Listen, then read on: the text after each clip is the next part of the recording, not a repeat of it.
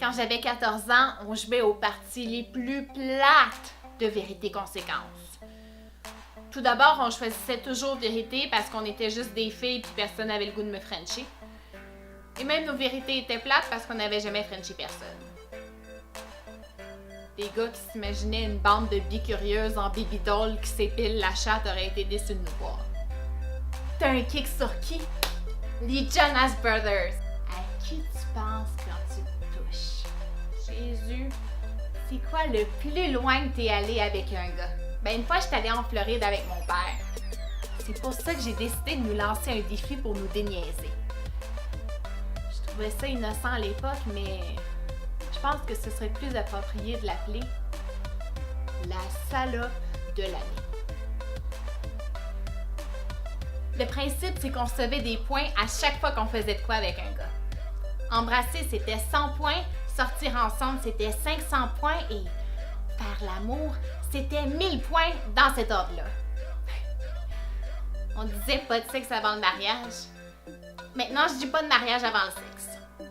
Un vagin, ça se remet en place plus vite qu'un cœur brisé. Non, mais sérieusement, on serait jamais allé aussi loin que ça. J'avais une vie sexuelle aussi trépidante que celle d'Anna Montana. Et maintenant, je détruis mes relations en me balançant sur une boule de démolition. Bref! C'est pour ça qu'on s'est donné des petits défis comme un câlin qui valait 5 points, tenir la main qui valait 10 points et un bisou sur la joue qui valait 50 points. Mais là, j'étais jalouse d'une amie qui s'était fait un chum et qui commençait à faire bien des points. C'est pour ça que j'ai ajouté un nouveau règlement. Fallait toujours que ce soit un gars différent. Devinez, j'ai fait combien de points? 0, 100, 500, 1000, 5000, on va s'arrêter là, j'avais 14 ans. J'ai été la grande gagnante avec 125 points et demi. J'ai fait un demi-point parce qu'un gars m'avait touché un sein, mais c'était un accident. Et j'ai fait le reste de mes points en devenant la mascotte de l'école pour donner des câlins gratuits, sauf que gratuit, c'était pas suffisant. Il fallait que je donne des bonbons en échange pour que les gars osent me toucher. Le genre de technique que les pédophiles aiment utiliser. Bref, j'ai également essayé de jouer à la bouteille, sauf que les gars voulaient pas m'embrasser, alors ils ont proposé de me serrer la main, ce qui valait pas de points. Mais j'étais pas la pire! Il y a une fille qui devait être rendue à moins 5 points parce que les gars la rejetaient avant même de lui parler.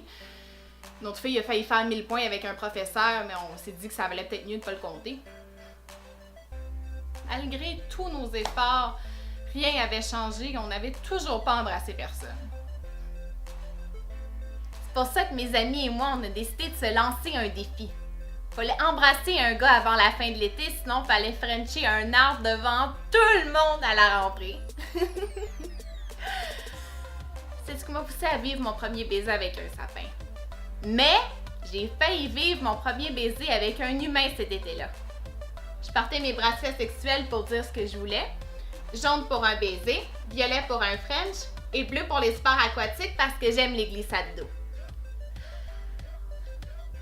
Je me rappelle pas du nom du gars, probablement parce qu'il s'est jamais présenté, mais il m'avait proposé de le frencher. C'est là que je me suis demandé si je voulais vraiment vivre mon premier baiser avec un inconnu que j'allais jamais revoir après le camp de vacances juste pour gagner un défi. La réponse était oui. Et finalement, c'est lui qui a changé d'idée et qui est allé faire des points avec une fille plus vieille que lui. Si on avait fait un concours parmi les jeunes du camp de vacances, c'est lui qui aurait gagné salaud de l'été. C'est là que j'ai compris que dans un jeu, il y a des gagnants et des perdants. C'est quelque chose que tu assumes quand tu acceptes de participer parce que tu sais que tu vas gagner. Mais j'avais jamais accepté de participer au jeu de ce gars-là. On faisait pas compétition dans la même catégorie. Il était dans la ligue AAA, puis moi je flottais dans le 34B.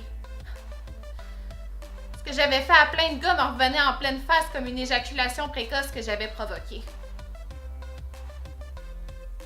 Mais j'ai fini par comprendre que les gars arrêteraient jamais de jouer à ce jeu-là, que je devais leur faire compétition. C'était la salope contre les salauds. Je me suis armée de mon chandail bédaine, de mes crocs et de mes fausses mèches de chez Ardennes. Ils sont armés de leurs culottes à terre, de leurs faux hacks et de leur unique boucle d'oreille. Cette fois, c'est pas eux qui m'auront. C'est moi qui les aurai. C'était manger ou se faire manger.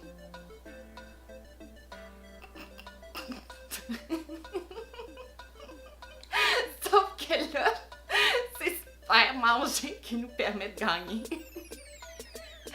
Non, ok. Devinez, je serais rendue à combien de points si j'avais continué à jouer? 10 000, 100 000, 1 million? Je devrais être rendue à genre 20 000 points, à coup de 100 et de 1000, à coup de baiser à force de me faire baiser. Ma vie amoureuse était un film d'horreur et j'étais jouée par Paris Hilton. Une chance que j'avais gardé le règlement comme quoi ça devait toujours être un gars différent, sinon j'aurais passé de grande pendante à petite perdante. C'est là que je me suis rendu compte que ce qui me manquait, c'était les petits points qui me rendaient tellement heureuse quand j'étais plus jeune. J'avais plus les bisous, j'avais plus les câlins, puis personne ne voulait me tenir par la main. C'est pour ça que j'ai décidé de me lancer un autre défi. Je serai jamais heureuse en étant la salope de l'année. C'est là que j'ai compris qu'être un salaud, c'était la meilleure façon de gagner.